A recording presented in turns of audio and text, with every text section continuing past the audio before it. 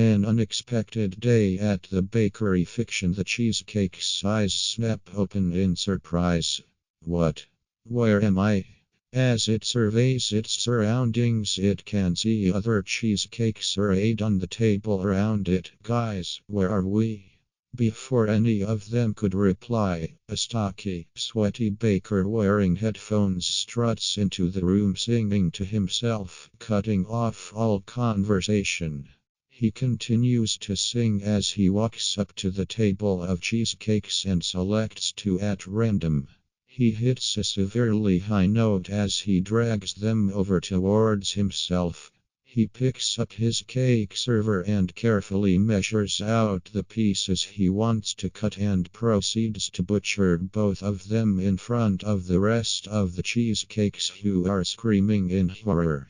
The baker, still singing along to the music blaring in his headphones, scoops up the garnish, the internal organs of the butchered cheesecakes, and ladles it over the corpses. He picks them up and walks out of the kitchen. The remaining cheesecakes are mute and shaking in terror. A violent clamor fills the kitchen as the plates the cheesecakes are mounted on rattle under the weight of their shivering burdens. The lead cheesecake regains his wits first and tries to figure out what's going on. Guys, calm down. That thing might be back any second and I have no idea what the fuck is going on. What do we do? Silence. Anyone? Shit, Oklahoma, how about we all start screaming shit at him when he gets back? Hopefully he's not expecting it and freaks out and runs. I don't know. We're screwed. Another cheesecake chimes in. How about we each grab a knife or anything sharp and throw it at him as soon as he opens the door? The only reply he receives is with what hands, Barry? Idiot from way in the back somewhere, and raucous laughter, of course. Before any further genius ideas could be put forward, the baker returns still singing to himself. As he literally has no other ideas, the lead cheesecake screams out, "All right, boys, let him have it." As one, all the cheesecakes on the table begin hurling insults at the baker as loud as they can. Curses, threats, and guttural noises fill the air as the oblivious baker starts dancing to accompany his singing. He reaches out and pulls two more cheesecakes towards himself and sets about preparing them for display, still deaf to the pleas of the cheesecakes around him. Once done, he picks up the cheesecakes, does a quick 180-degree spin to the music, and dance steps his way out of the kitchen. Back in the kitchen, the cheesecakes are still at a loss at what to do about their tormentor. They know they can't physically do anything to him as they are unable to move, and they can't even get his attention in order to sweet talk or even threaten him. The lead cheesecake pipes up, "Right. No one is going to chop me into pieces like some goddamn Mr. Potato Head. When he gets back, well..." The baker bursts back into the kitchen enthusiastically singing along to a song. He purposefully marches up to the table and pulls the lead cheesecake towards him. The lead cheesecake freezes in shock as he's being dragged toward the baker. The baker reaches for his cake server again and begins to carefully measure out each piece he's going to cut. The lead cheesecake, recognizing that his time has come, clamps his eyes tight shut in terror.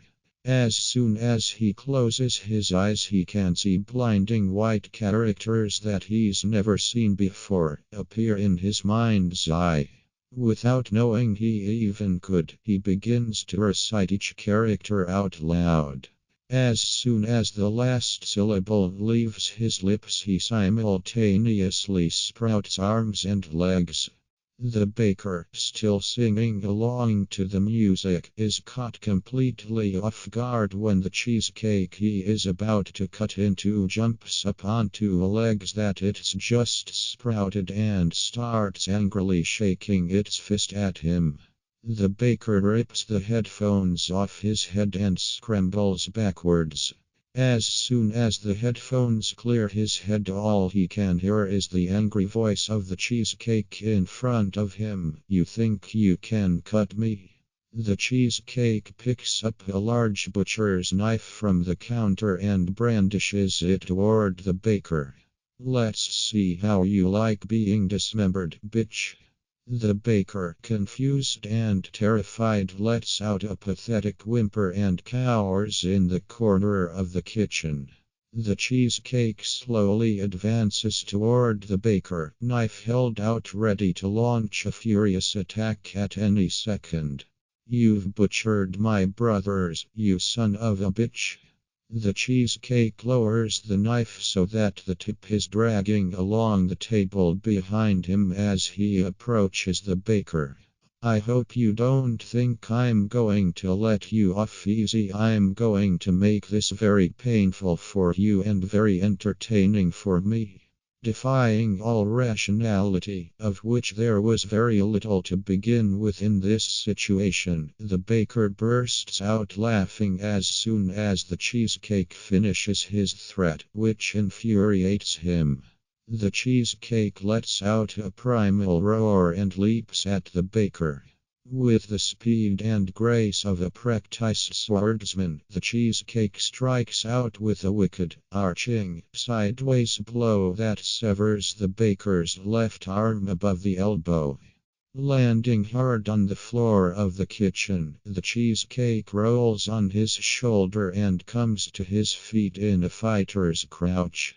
He has a homicidal, almost barbaric look in his eyes. He now knows the feeling of total domination of someone. He has all the power now. He controls what happens next. He is now the one to decide into how many pieces he wants his victim cut. This thought reminds the cheesecake of his brothers that were taken from him by this monster in front of him. He lets a tear unashamedly roll down his cheek as he stands there silently seething. His breathing becomes deep and intense. The color in his face rises. Ignoring the baker's screams of agony and the blood that is now spraying all over the room as he waves his newly shortened arm around himself in a panic, the cheesecake darts in and executes a perfect slash at the baker's legs, taking him just below the right knee.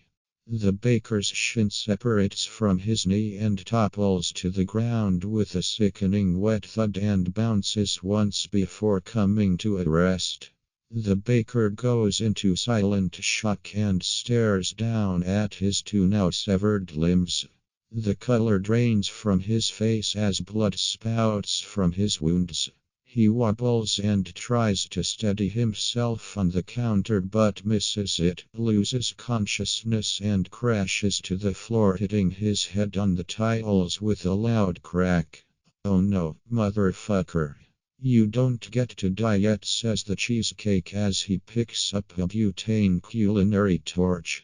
He sparks it to life and applies the flame to the blade of the butcher's knife he is still clutching. After waiting for it to turn bright red, he applies the blade to the baker's wounds, cauterizing them and stopping the bleeding. He bandages up the baker's head, which had opened up when he hit the floor, as well as his stumps, to ensure the bleeding doesn't start up again too soon and take his kill from him. He drags the baker over to a wall and props him up against it and turns and goes back to speak to the other cheesecakes as they wait for the baker to regain consciousness. "Fuck that motherfucker. Thinks he can just butcher us whenever he wants and we won't do anything." The cheesecakes collectively break out into a cheer and hurl insults and taunts at the incapacitated baker.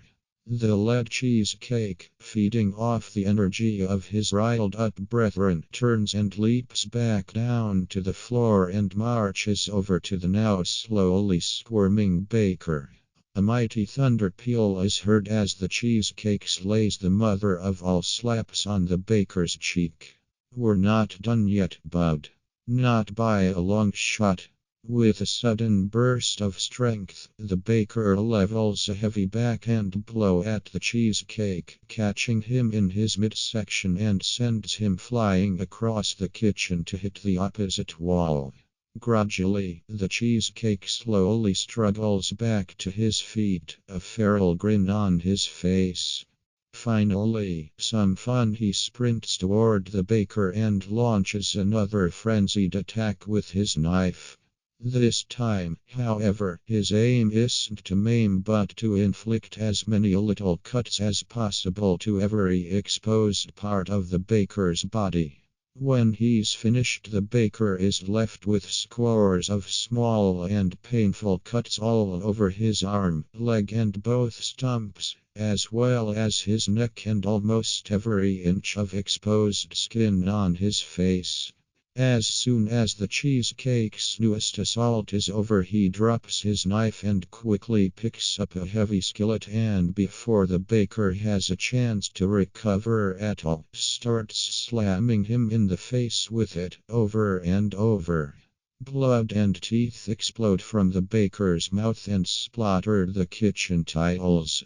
The baker again passes out after several more blows to the face and crumples to the floor, unconscious. The cheesecake ties the baker against the kitchen workbench so that he is standing on his foot but leaning against the bench, giving him balance. Again they wait for the baker to come around. While they wait, the lead cheesecake wanders around the kitchen looking for an even bigger knife to use. He finally finds an extremely large knife hanging on a wall with some pans and utensils.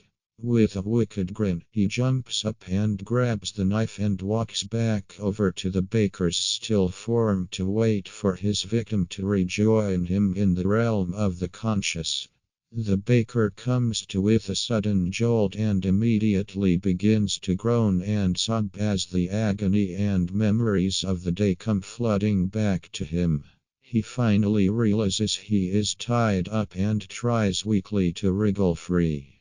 The cheesecake slowly walks over to the baker and, still clutching the very large knife, climbs up the workbench so he can be closer to the baker's head. He wants to see the pain etched on the baker's face up close. As he reaches the top of the bench, he continues to climb up the baker until he reaches his neck.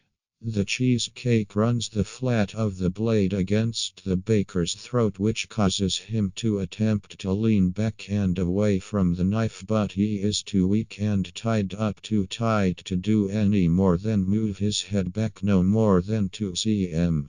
With a demonic grin and a quick whisper of "Toodaloo, motherfucker," the cheesecake pushes off the baker's neck with his legs and spins around midair so he is facing the baker as he falls to the floor. As he's falling, the cheesecake buries the knife into the baker's chest as hard as he can. The knife lodges deep in the baker's chest and halts the momentum of the cheesecake, so he is now hanging onto the knife that is embedded in the baker.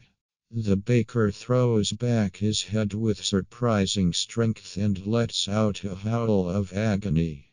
At the same time, the cheesecake lets out a loud grunt of exertion and tries to pull himself up as high as he can.